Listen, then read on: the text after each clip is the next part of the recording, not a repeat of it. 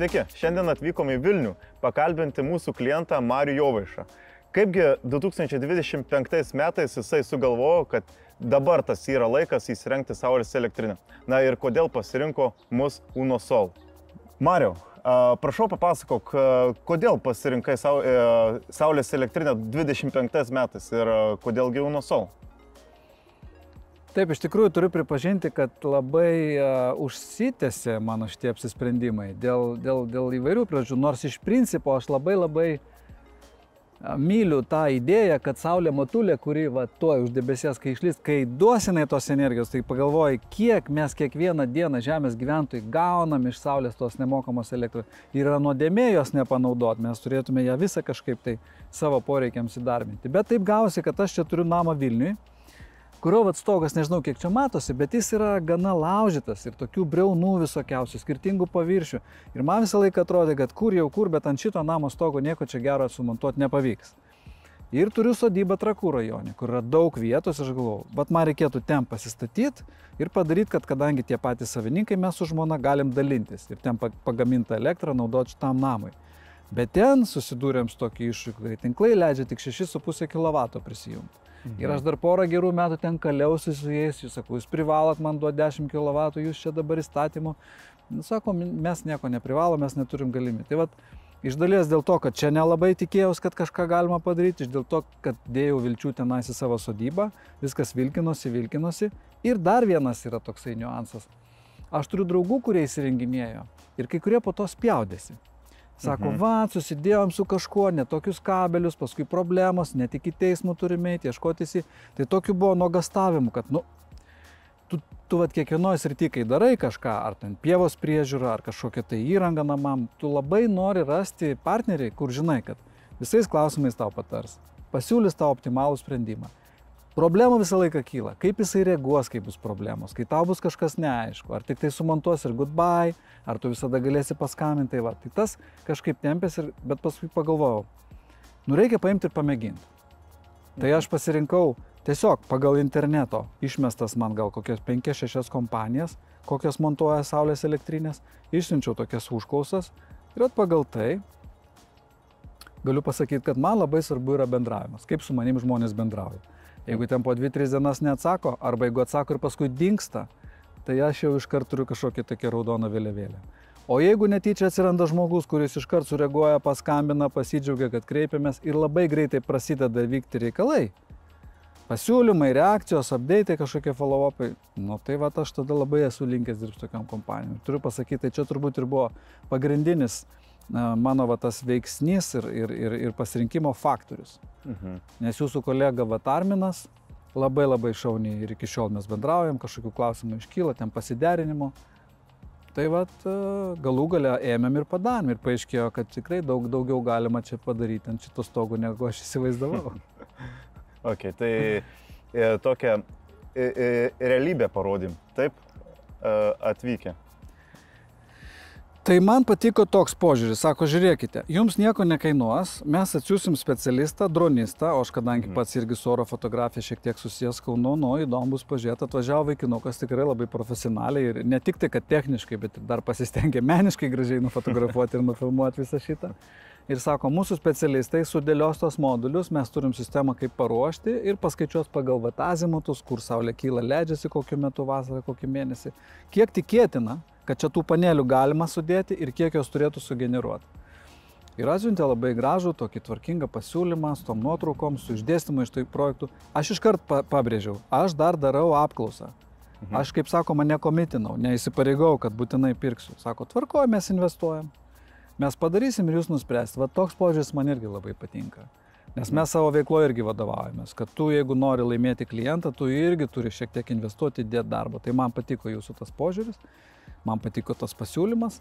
Ir kitą kartą kainos jos gali būti ir labai panašios ir gal net šiek tiek kažkur daugiau. Aš net per daug, žinokit, net ir nebelyginau. Sakau, man nusvėrė, aš pamačiau bendras lygis daugmaž yra tas pats. Ir tada jau visai net tie argumentai yra svarbiausi. Yra kaip tu pasitiki tai žmonėmis, kaip jie su tavimi elgiasi, kaip greit jie reaguoja. Ir jeigu jau buvo tuo metu gegužės mėnesį, aš nenoriu prašvilpti šitos vasaros. Aš jeigu jau darom, tai aš noriu, kad jau šitą vasarą kažkiek tos elektros sugeneruotų. Ir labai greitai viskas įvyko, tai tikrai esu labai patenkintas. Mario, prašau, papasakok apie procesą. Kaipgi atrodė saulės elektrinės įrengimas pats, kaip montavimas, kaip iki montavimo dienos sulaukimas atrodė. Ogi labai paprastai. Kai aš gavau pasiūlymą ir mes sutarėm, kad tinka sumontuotos 10 kW ir kad tas pietvakarinis šlaitas puikiai tam tinka, tiesiog atsistojome į eilę, kadangi aš suprantu, nuolat turite jūs po visą Lietuvą montuojat, man paskyrė tą datą. Ten aš dar turėjau Japoniją išvažiuoti, tai mes pasistumdėm, kad būtinai sakau, aš norėčiau, kad iki išvažiuojant. Ir atvažiavo 2 šaunūs vaikinukai ir stebėtinai greitai per, aš nežinau, kokias 6-7 valandas. Viskas buvo, matosi, kai žmonės daug kartų tą daro. Ir vėlgi, sakau, man bendravimas, kai svarbu ir aš su jais visada irgi man malonu šnektel, pasižiūrėti ir kaip jie šneka, ar ten kažką tai bumba po nosim žmogus, ar jisai normaliai komunikuoja ir su džiaugsmu pasakoja, ką jis čia daro, nes man būna smalsu, kartais ir ant stogo ten irgi užsilip pasižiūrėti. Va, tai vyrai tikrai puikiai man papasako, kur čia kas čia bus. Ir po to, kas buvo labai įdomu, mes šitas stogas jau gana mano senas ir jisai ten tam tikrose vietose turi jau gal net tas bitumas ne visai. Ir po to buvo tokia situacija, kad atrodė, kad truputėlį šlampa viduj. Ir aš sakau, žiūrėkit, gal kartais jūs ten ką nors pradūrėt, ne taip kažką tai padarėt. Tai man labai irgi patiko, be jokių tenais atsikalbinėjimų, sako, mes atsiūsim specialistą, jisai užlips, viską apžiūrės. Ir atvažiavo specialistas, viską apžiūrėjo, nufotografavo ir sako, žiūrėkit, viską, ką mes padarėm, ten tikrai problemų nėra. Bet yra vienas stogelis, kurio apatinis apskardinimas gal truputėlį yra atsilupęs. Tai maža to, kad gerai padarė savo darbą, dar parodė, kur aš turiu savo stogo problemėlių. Ir aš pasikviečiau meistrą, man aptaisė, sutvarkė, žodžiu. Tai žodžiu, toks labai normalus, profesionalus, kolegiškas bendravimas. Ir per vieną dieną viskas buvo sumontuota, tada kas ten 2-3 dienos, kol viskas priduotos tos deklaracijos ir uolia, mes jau pagaliau tapom. Aiškia, taip ir atsimenu, atėjo, sveikiname, jūs tapote generuojantis elektros vartotojas. Tai ir pradėjo kapsėti tinklą po 9 kW. Tada kiekvieną dieną aš prie tos programėlės prisijungiu, taip man malonu pasižiūrėti, kas dabar vyksta. Ar dabar tik tai 6, kelintą ryto valandą jau jie pradeda dirbti, kada vakare baigia. Ir žiūriu, kaip smagu, kapsi į tą tinklą, sakau, tikrai mūsų didelis namas, didelė šeima, mes daug jis gana senas, tie lagai galėtų būti sandaresni. Žodžiu, suvalgom nemažai mes tos elektros, nemažai tų dujų. Ir aš manau, kad čia labai greitai, nes jau kai mes pamatėm ir už gegužę jau kažkiek sugeneravo, birželį visas megavatas, jau padėta yra pasaugojimui. Ir aš žinojau, kad ta tema akumuliatorių man labai įdomu yra, kaupiklių. Ir kad tikrai norėčiau kažką tai padaryti, nes turiu draugų Latvijoje, Estijoje, kurie įsivedė labai gudrias sistemas ir ne tik tai, kad sutaupo, bet dar uždirba pinigų iš balansavimo. Bet kadangi dar čia tas iki galo neaišku, su tom paramom, tom galimybėm, tai man irgi patiko jūsų kolegų pasiūlymas. Padarom dar pačią paprasčiausią sistemą, kurią paskui negaila būtų upgrade'inti. Ir pastatome mes tą inverterį paprasčiausiai už kokius ten, aš nežinau, 200 €, jeigu ką padėsim į stalčių ir jisai bus ir viskas, o paskui jau eisim prie tų visų hybridinių. Tai kai pradedi dirbti, susipažįsti su žmonėmis, žinai, kad kai aš norėsiu daryti gudresnę sistemą, su tais kaupikliais, su kažkokiu tai balansavimo galimybėm, aš jau žinau, su ko kalbėti, su ko tartis. Ir taip pat, kaip minėjau, toj savo sodyboje kitais metais planuoju daryti. Tai man iš karto jau ramu, kad nebereikia kažkur tai ten vėl bėgioti, ieškoti, klausinėti, aš turiu su ko pasitart. Jau mes net esam preliminai aptarę, ko ten reikėtų, kokius pasidaryti namų darbus, žodžiu. Tai labai montavimo procesas buvo sklandus tiek pats pirmasis, tiek antrasis, nes po to, kai aš pradėjau žiūrėti, kad maždaug, kiek dabar yra valandų, nežinau, spėkim, kad 12, tai dabar gal ir pikas, bet jau nuo 2-3 saulė daugiau ten paeina. Ir tas mano pietrytinis šlaitas, ant kurio tos panelės, jis jau pradeda mažiau generuoti. Žinau, o kodėl aš negalėčiau tada dar išnaudoti ir šitų briaunų, kurios yra daugiau į vakarų pusę. Ir pasišnekėjom tada vėl, sako, taip, iš tikrųjų. Ir ten tilptų netgi 5 kW. Tai buvo tada antras etapas, kada sumontavo 5 kW. Bet jau truputį gudriau, kadangi čia yra šiek tiek medis pušys yra ir yra tas ventiliacijos kaminukas, kuris gali mest šešėlius. Ir sako, reikia padaryti, kad ten būtų su optimizatoriais. Nes kitaip galim turėti didžiulius nuostolius, nes nėra optimizatorių, kažkaip suprantu, išsijungia visa grandinė, nieko negeneruoja. vėlgi, tai man patiko, kad ir nepatingėjo man paaiškinti, parodyti ir kaip tas viskas bus. Tai, žodžiu, labai esu patenkintas, kaip tas montavimas įvyko ir esu patenkintas, kaip dabar šitą elektrinę dirba. O kaip, Mariau, dėl to antrojo etapo praplėtimų, ar buvo minčių kažkur kitur kreiptis, ar buvo pamastymų dėl šito, ar tiesiog jau nuo savo? Nu, kažkaip man automatiškai tada buvo aišku, kad patiko viskas, kas vyko per pirmą etapą. Ir tada, kai aš paklausiau, kaip būtų, jeigu aš norėčiau dar 5, ar čia mes spėtume šią vasarą, ar kaip čia ką. Man irgi vėlgi padarė tokį pat pasiūlymą, kaip jie būtų išdėlioti, pasakė, kad čia reikės tų optimizatorių, kiek viskas kainuos, kaip ką ir kaip greitą galima padaryti. Ir tikrai man klausimų nekilo, manau, kad ir nekils klausimų kitais metais dėl sodybos, nes tikrai kartą radęs kokį gerą partnerį, padėjėją, patarėją, specialistą to klausimu, aš žmogus esu vertinantis santykius, gerą bendravimą, lojalumą, tai tikrai nematau jokio reikalo čia šokinėti ir ieškoti tenais dėl 100 kito eurų sutaupyto, aš tikrai tokių dalykų niekada net nedarau. Mhm. O kaip, Mariau, ar teko lyginti projektuotojų prognozes, kiek sugeneruos elektrinė ir kiek iš tikrųjų generuoja? Ar lūkesčiai atitinka generacijos? Lūkesčiai, kadangi turiu palyginti su pora bičiulių, kurie turi pasistatę arba ant stogo, kuris yra praktiškai 45 laipsnių kampų, arba ant antžeminių konstrukcijų, tai sakykime, iš tų pačių 10 kW jie generuoja daugiau. Taip. Bet aš suprantu, kad yra tam tikros priežastys. Čia yra nuožulnesnis kampas ir ne visiškai į pietus nukreipta. Tai stebuklų nėra, yra fizika, ar ne, yra saulės tos judėjimo kryptis ir tiesiog norint padidinti tą efektyvumą, pasiūlymas buvo dar išplėsti ir pastatyti 5 kW. Bet kai statysime sodyboje, kur tikrai statysim ant žemės ir galima bus jau visiškai maksimaliai išnaudoti tą efektyviausią kampą, tai manau, kad turėsim ir didesnę tą grąžą. O dabar su tokiom ribotom galimybėm, kaip sakau, daug metų aš iš vis nemaniau, kad čia kažką galima padaryti, o pasirodo galima ir puikiai visus 15 kW. Mariau, pats būdamas ne ekspertas saulės energetikoje, matai, kad nėra čia pati geriausia situacija generuoti elektros energiją. Ar šitą sprendinį rekomenduotum draugui ar kaimynui saulės elektrinę užsidėti ant tokio irgi pakankamai sudėtingos situacijos?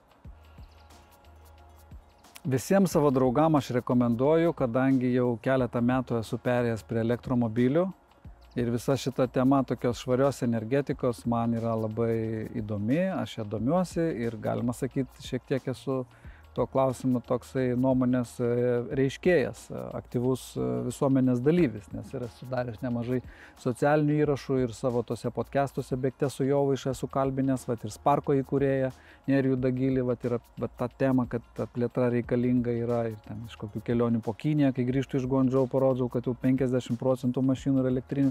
Tai visa tema ir aišku šiek tiek tos, kada gauni to juodulio, kur yra nemažai Lietuvoje tokio tamsaus nusteikimo, kad jūs ką nežinote, tos baterijos paskui neresaiklinamos, čia viskas yra išmislas, čia sąmokslas, tai ir tą tenka frontą atlaikyti. Tai aš esu šitos idėjos tam tikras vėliavnešys, man yra tai svarbu. Aš manau, kad yra labai gražu ir filosofiškai, kaip jau sakiau, man atrodo, be galo svarbu, kaip augalai, turėdami savo galimybę fotosintezės, visą tą energiją gauna iš saulės, tai mes turim šitos galimybės fotovoltainių celių ir akumuliatorių. Ir manau, kad netgi tokiam, kaip čia kaimynai turi vėl į kitą pusę pakreiptą, kitas kaimynas dar į kitą pusę, bet netgi kai jūsų vyrai čia montavo, tai tie kaimynai čia, o kas čia vyksta, sakau, ir aš daviau telefoną ir žinau, kad jau yra susisiekę. Tiek Tadas, tiek Justinas yra jau susisiekę ir jeigu ir net tu galvoji, kad negalima, reikia su specialistais pasišnekėti, galbūt galima. Ir kitą kartą kažkokį rasti sprendimą, kad ir nedaug bus tų panelių, bet kartu su akumuliatoriais. Žiūrėk, kad galima gal bus ir padaryti tokią sistemą, kad tu turėsi galimybę, kada netgi galbūt perėjęs prie to net bilingo, kada yra labai žemos kainos, pasikrauti tuos kaupiklius, paskui naudoti pats, o gal ir atiduoti į tinklą. Ir tam tu turi tapti generuojančių vartotojų, kad turėtum galimybę atiduoti kažką tai į tą gridą, į tą tinklą. Va, tai aš visiems rekomenduoju. Nu, žinoma, turiu vieną kitą bičiulį, kur gyvena kažkokiam, ten, sakykime, sodo namelėje, kurio sąskaita per mėnesį yra ten 40-50 eurų, jeigu taip galima. Nu, sakau, gerai. Galbūt tau dabar čia nėra ką triliotis. Bet jeigu tu, pavyzdžiui, persisi prie elektromobilio, tai iš karto iškiltas klausimas. Dabar mes šiuo metu kalbam ir mano mašina kraunasi tiesiai iš saulutės. Visiškai nemokamai. Ir mane tai labai labai džiugina. Saulė varoma mašina. Taip. Taip. Iš tikrųjų taip. Nu, aš šiaip labai mėgstu technologinės inovacijas, ten visokiausius naujausius modelius, kompiuterių, telefonų ir visą kitą. Šitoje vietoje aš truputėlį nenorėjau būti toks labai ankstyvas inovatorius, dar šiek tiek sulaukti, kaip kas. Tai va truputėlį gal ir uždėlsiu. Ir dar dėl tų tinklo apribojimų ir kitų, bet kai atsirado mašinos, kurios gali 400-500 km nuvažiuoti vienu įkrovimu, arba būti pakraunamas per 15 minučių labai greitai, kol ten kavos išgeri. Tai va, aš prieš porą metų ir persėdau ir dabar žmonai noriu nupirkti ir aš manau, kad tada va, ta visa ekosistema gimsta labai labai smagi. Nes ir, sakykime, aplinkos priežiūrai pereini prie elektra varomų žoliapjovių, vėjapjovių, robotai visokiausiai, įrankiai, visur elektra ir tu ją gauni iš esmės nemokamai. Taip. Tai nei tau burzgia, nei tau smirda, nei tau kainuoja tas benzinas, tie tepalai. Nu, tai yra ateitis, reikia kažkaip į tą ateitį eiti, kad ir po truputį.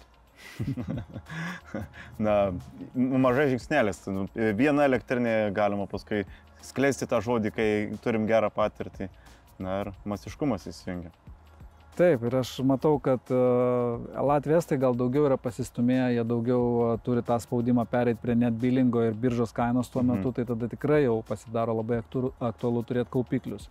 Taip. Ir čia dabar mano uždavinys naradu, pasidarius panelės, susigalvoti gerą sistemą, kaip tai veiks jau su kaupiklių sistema. Tiek čia, tiek mano tam kaimelėje. Nes kur, sakykime, ten, kaip sakiau, apribojimas yra tik 6,5 kW, kurios galima atiduoti tinklą, bet tu gali susikaupti dienos metu ir ramiai per naktį juos atgal iškapsėti. Taip. Galbūt ateityje atsiras galimybės ir padidinti tą, nes vis tiek ESO po truputėlį tą savo gridą vysto ir gal jie tos kabelius praties ar kažką tai naujo ten upgrade'ins. Bet va tam reikia ruoštis. Nes yra labai malonu tos nulinės sąskaitos arba simbolinės. Vietoj buvusių ten, sakykime, 300-400 eurų, kai tu gauni 20, sakai, nu, lietėjo tada. Iš karto atsipirku. Emocija bent jau. Ne, nu iš tikrųjų, anksčiau kainuodavo, aš atsimenu, bent kokį 10 000, 10 kW įsirengti. Nu gerai, valstybės parama. Bet dabar realiai, jeigu taip atvirai šnekėt, tai samata čia buvo 5200 ir 2600 iš jų yra valstybės parama. Nu tai grubiai 2500 eurų už tokią sistemą. Aš kalbu apie tuos 10 kW pirmosius. Antriem paramos nėra, bet aš manau, kad man tikrai verta, kadangi iškart matau, kad 2-3 dienos, kada jau anksčiau būdavo vien tik tai tą pietryčių kryptį nukreiptos panelės, jau pradėdavo mažiau generuoti, dabar toliau eina iki pat 6-7 valandos vakaro. Vos gerą saulėtą dieną, vos ne iki 10 kW. Tai yra didelis skirtumas. Mariau, užsiminė, kad po saulės elektrinės įdiegimo pradėjo bėgti pro kažkur vanduo pro stogą. Kaipgi šitoje vietoje, kaip reagavai ir kaip Unosol reagavo į šitą? Na, reikia pasakyti, kad tas stogas man keldavo problemų ir iki šiol. Jau jis buvo taisytas, lopytas, namas gana senas ir aš tą puikiai suprantu. Tai dabar mes ten, tarsi po to sumontavimo, mums pasirodė, kad dar kažkaip tai jisai labiau pašlapiavo mums vieną sieną, kurią mes kaip tik čia. Jau dabar mes ją sutvarkėm, iš tikrųjų visą kosmetiką padarytą. Bet aš tada paklausiau, ar negalėjo tai būti, kad bemontuojant kažkas tai buvo dar pažeista, dėl ko mes dabar pajutom tą tokį tarsi pablogėjimą. Tai atvažiavo specialistai, kurie užlipo, viską nuodugniai apžiūrėjo, patikrino, parodė man nuotraukas, kaip visur yra suleista, sujungta. Ir kad tikrai negali būti problemos ten. Problema yra visai kitoje vietoje. Palei vatos arba šildymo kaminiukus, arba ventiliacijos kaminiukus yra apskardinimas nusilupęs. Ir vat man parodė tas vietas, mes meistrus pasikvietėm ir išsisprendėm. Tai niekas nesipurtė galimos atsakomybės, labai profesionaliai pasižiūrėjo į tą, viską man aprodė, sufotkino. Net pačiam nereikėjo ant stogo lipti, gavau išsame ataskaitą. Tai manau, kad yra tos priemonės gerai apgalvotos, kaip įgręžti į tos bituminės čerpės, taip, kad viskas liktų sandaru. Ne pirmi metai tai darom yra, kaip suprantu, ir viskas čia apgalvota ir tikrai nereikėtų nuogastauti. Ir kiekvienu atveju, kai žmogus abejoja, aš manau, kad tiesiog reikia kreiptis į specialistus ir kaip ir mano atveju paaiškėja, kad nors tu manei, kad gal ir negalima, bet iš tikrųjų galima. Ir saugiai, ir tvarkingai. Tai ar pačiam kilo abejonių dėl stogo, prieš tai buvusių praleidimų, kad čia saulės elektriniai dar padidins šitos praleidimus? Ar... Jeigu ir buvo, tai dabar jų neliko. Okay. Stogai mūsų yra kasdieninė duona. Mes ant stogų lipam kiekvieną dieną ir Lietuvoje ne ant vieno stogo vienu metu lipam. Tai žinom apie tas rizikas ir mums čia yra vienas iš tų dalykų, dėl ko yra patikimas rangovas, dėl ko norim dirbti ilgą laiką, kad galėtume atsakyti į tokius baimės ir tuo pačiu, kai iškyla problemos. Nes mums kai išgirstam, kad stogas leidžia, būna tokių atvejų, jie vienetai, ta prasme, bet būna, tai mes iš karto reaguojam, mes žinom, kurias vietas reikia tikrinti. Aišku, mes niekada nesikratom atsakomybės, jeigu reikia kažką tvarkyti, kažką daryti, tai yra ir draudimai, ir visi kiti dalykai. Jeigu ir dėl mūsų kaltės siena nubėgo, tai mes turim pilną atsakomybę už tai prisimti.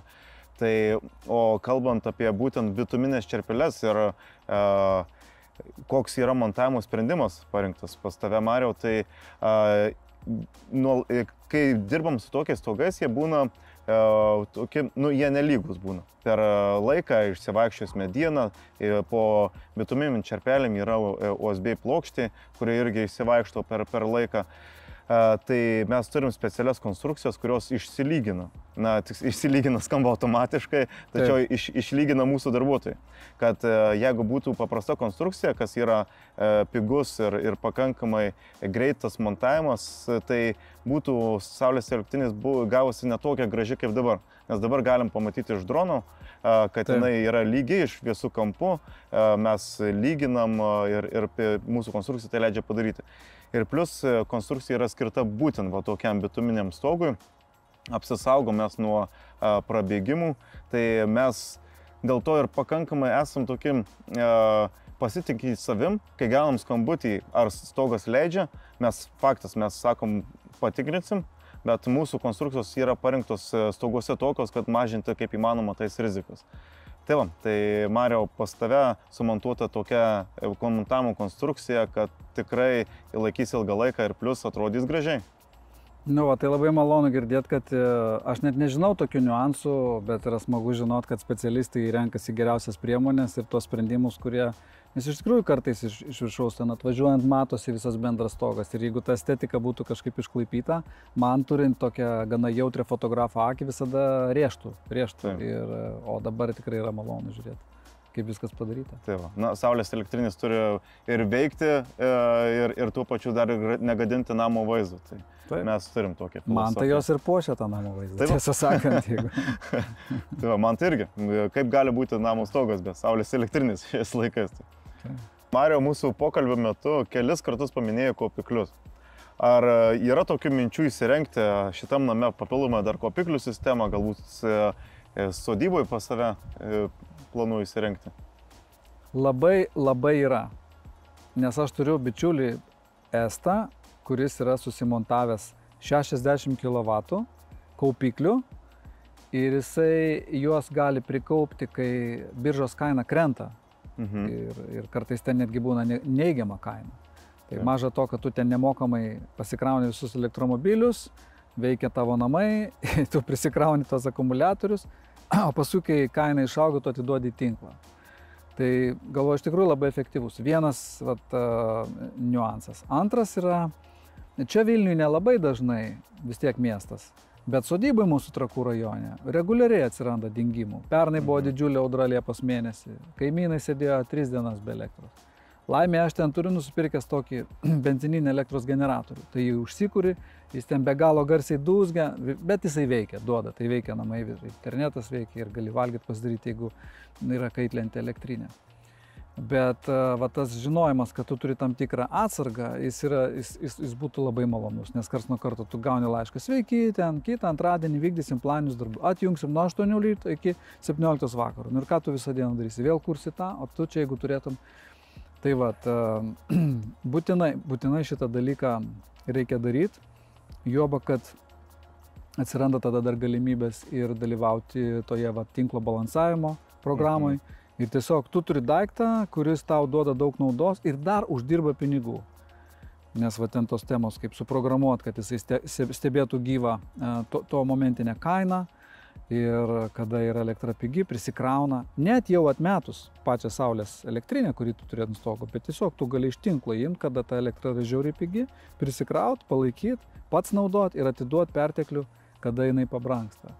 Tai manau, kad sudėjus tą faktorių, kad jos vis pinga tos celės metai iš metų ir atsiranda jau pagaliau valstybės parama, tai būtinai reikia svarstyti. Kiekvienas namų ūkis, kuris šiek tiek daugiau elektros suvartoja, turi elektromobilius, aš manau, kad čia yra ateitis visiems tą turėti.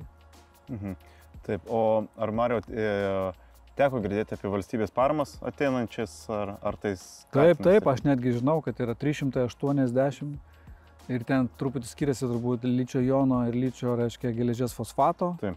Dar didesnė parama, nes iš principo namuose reikėtų jas remontuoti, jos saugesnės. Taip, aš žinau. Ir aš šiek tiek stebiu ir galvoju, ar jau dabar čia viską pirkti, ar dar palauk, kadangi jos pinga, bet žinai, čia kaip ir su kompiuteriais, jie vis pinga, bet ten vis tiek kažkada jos reikia pirkti, paskui... Man sakau, svarbiausia yra, kad per šitą procesą montavimo šitų 15 kW panelių, man toks jausmas, kad aš susiradau įmonę, su kuria aš galiu normaliai diskutuoti, prašyti patarimo, sprendimo ir kad aš apsispręsiu, būtent su Unosol aš toliau galiu dirbti ir dėl tų kaupiklių montavimo čia, ir savo sodyboje, ir papildomų modulių montavimo sodyboje, žodžiu, jaučiuosi labai komfortiškai. Labai šaunu. Kaupiklių sistemos namuose tai yra ir tuo pačiu ir saugumas. Tuo pačiu tyli elektra, jeigu dingo, ta prasme, netikėtai ESO tinklas arba tas planinis, tai tikrai nereikia klausytis kažkokio dūzgimo nulatinio. Kaupiklių sistema gali padėti išgyventi net ir kelias paras dingus tinklui. Aišku, su sąlyga, kad saulės elektrinė, tai turėtų būti, kažkas turėtų pakrauti tuos kaupiklius. Tai manau, ką planuojam, ką galvojam sodyboje padaryti, tai tokio dydžio projektas, tas visas sistema, tai tikrai leis tenais drąsiai gyventi net ir savaitėm tuose namuose ir nejaučiant jokio diskomforto, net lemputis nesumirksi, kai persijungia tos sistemos. Tai dar ir papildomai, tarkim, turim apribojimą sodyboje, kad 6,5 kW. Jeigu nepadidintų to atidavimo, tai tada mes su kaupiklių sistema galim tą perteklinę elektros energiją iš saulės duoti į kaupiklius. Ir tuo pačiu kaupti tą elektros energiją ir atidavinėti nuolatos 6,5 kW nuo ryto iki vakaro su saulės elektrinė, o kas viršaus, ką generuoja elektrinė, tai jau dėti į kaupiklį. Tada atiduodam, tada vakare mes pasiimam tą elektros energiją, ir gyvenam, galim visą naktį išgyventi su tą elektros energiją. Tai va, o esant dar, jeigu pereiti dar į kitą žingsnį, kur visi čia kalba apie tą net billingą, apie grynųjų mainų tą sistemą, vadinamą pinigais keitimas, ne kilovatvalandėmis, tai ta sistema dar pasidaro išmanesnė ir čia dar yra svarbesnis dalykas pasirinkti tinkamą partnerį šitam sistemai. Nes, kaip žinom, dauguma įtampos skaitiklių yra pagaminti Kinijoje ir tam tikrų geopolitinių dalykų negalim netgi keistis tą net billingo sistemą elektros energiją, nes ne visi kaupikliai, įtampos skaitikliai gali būti prijungti prie Nord Pool'ų. Taigi šitoje vietoje irgi labai svarbu pasirinkti partnerį, kad galim įsidėkti sistemą, kuri, sakom, mes ateityje veiks ir net billingui, tam vadinamui grynųjų mainų sistemai. Tačiau teoriškai jisai tik tai veiks. Praktiškai reikia pasitikrinti, ar tikrai atitinkam tuos visus saugumo reikalavimus ir galėsim naudoti šitą sistemą. Bet kai mes nebeturėsim dvipusės apskaitos. Jeigu aš gerai žinau, 40 kW yra ta riba, virš kurios negali būti jau jungiama į tinklą nieko, kas Kinijoje pagaminta. Dabar 100 kW. 100 kW. Taip, tiesiogiai, tai ta prasme yra apėjimų, ta prasme yra įstatymai ir apėjimai yra, tai yra įmonių, kurios lietuvišką arba europietišką gaminį įterpia tarp to kinietiško ir europietiško, tačiau atsiranda tam tikri niuansai, garantiniai, ta prasme, nemato monitoringų ir taip toliau. Tai va, tai yra niuansų. Labai ten yra daug niuansų, aš šiaip nesu techninis beraštis ir va, su kompiuteriais gerai draugauju ir kitais va, technologiniais įtaisais, bet čia kai aš matau low voltage, high voltage, skirtingi amperažai, skirtingos tos battery management system, inverterių visokiausių niuansai, tada vėl, jeigu tu pūlinsi ir mėginsi dalyvauti kartu kažkur tai va toje išlyginimo sistemai, vėl kažkokie paskui smart meteriai, kad tuo metu tu nori, kad tik tai va iš saulės krautus, tiek daug reikia visko žinot ir kad ir tu esi entuziastas toks kaip aš, bet aš vis tiek turbūt tiek neinvestuosiu, kad išsistudijuočiau. Ir čia vat, labai svarbu man turėti partnerius, kurie man pasakys, geriau darom taip, tai mes tada būsim apsisaugę tais ir tais atvejais ir turėsim ilgai veikiančią garantuotą sistemą. O tas man yra labai svarbu. Taip. Na, visi šitie technologiniai niuansai, dar plus paimant, kadangi, kaip matom, valstybė pakankamai nemažai padeda įsidiegti kaupiklius, jos parama jaučiasi tikrai intensyviai, tai reiškia, kad tai ir politinių atžvilgių irgi reikia žinoti technologinius niuansus, kaip jį sujungti tuos dalykus. Tai dar yra tokių povandeninių vandenų, kur reikia gyventi šituo dalyku, kad žinoti, kokia ta maždaug ateitis gali būti. Bet jeigu aš gerai supratau, tai turėdami kaupiklius, mes galim savo tos elektrinės gyvenimo ciklą ištęsti ir į žiemą. Tikrai taip, Mariau, teisingai supranti, nes galima pasinaudoti biržos kainą vadinamą atidavimų į tinklus ir reguliuoti kaupiklio atiduodamą galią, kai elektra yra brangesnė į tinklą, o kai jinai pigi arba minusinė, pasikrauti tą bateriją. Tai kaupiklių sistemos yra antiek išmanios, kai kurios, jos gali būti sujungtos su Nord Poolu ir matyti, kokia ta elektros kaina bus už kelių valandų rytoj ir pagal tai reguliuoti savo gyvenimo ciklą. Taigi netgi galima iki to daeiti su biržos kaina, kad netgi elektromobilį galima krauti irgi su biržos kaina, su kaupiklių sistema tuo pačiu. Ir tą pačią krovimo stotelę galima suprogramuoti taip. Tai va aš ir girdžiu nuolat iš savo to draugo esto. Tu žinai, sako, vakar buvo ten minusinė kaina, tai aš viską pasikroviau ir dar uždirbau. Tai aš irgi taip noriu. Ne tik tai estai taip gali. Ne tik estai. Ta prasme, jie sparčiai juda estai. Tai mes irgi Lietuvoje galim, tai gal dar mes turim tą žingsniuką, kad mes turim tą dvipusę apskaitą. Nes su biržos kaina mes turim tam tikras rizikas, kad ta biržos kaina gali būti aukštesnė kurį laiką. Tai ir gaudyti tuos momentus su minusinė kaina. Kai turim dvipusę apskaitą, jinai yra stabilesnė, tačiau galimai didesnis pelnas yra iš biržos kainos. Taip. Vat stebint, sakau, tą patį mano draugo estą, tai panašu, kad tikrai didesnė nauda yra pasirinkus tą momentinę apskaitą, kada pagal biržos kainą viskas veikia. Taip. Čia reikia išmanių sistemų. Taip. Draugų estų ir nereikia galvoti, kada ta elektros kaina yra tokia, tik tai spėjau džiaugtis sistemos nauda. Taip. Sėdė man kartais nuo karto tiesiog, žiūrėk, kiek uždirbau. Vakar 300 eurų gavau iš tinklo užsakymą dėl to pasaugojimo. Jo, galvoju, gerai būtų ir man taip. Tai jūs vienas tas, kuris norit, kad greičiau visi perėtum į tą netbillingą? Tai ko gero taip. Jeigu žmonės pasiruošę yra šiek tiek investuoti į tą kaupiklių sistemą, tai iš to labai daug galima išlošti. Jeigu kažkoks nedidelis ūkis, kuris tiesiog nori pasinaudoti iš saulės kiek yra, kol yra ta tokia pasaugojimo sistema, jinai turbūt mus lepina, bet aš suprantu, jau valstybė pradeda suprasti, kad nėra labai gerai, nes tiek pristatyta tų elektrinių, kad vidury dienos jau niekam net nereikia tos elektros, yra milžiniškas perteklius. Ačiū, Mariau, kad pasikvietė pas save į namus šitą popietę išgerti kavos, pasikalbėti apie dabartinį tavo saulės elektrinės projektą, ir pasikalbėti netgi apie ateities planus, kaipgi matai. Ir linkiu, kad išsipildytų tavo svajonę gauti tokį pelną kaip draugas Estas, kad tai ateis į Lietuvą. Labai ačiū, Gediminai, kad atvažiavai. Labai džiaugiuosi, kad susipažinom, kad dirbam ir tikiuosi, kad kitais metais nufilmuosim kažkokį panašų video mano sodybai prie naujai žvilgančių įrengtų panelių ir kaupiklių sistemos. Labai ačiū. Iki kitų. Iki kitų.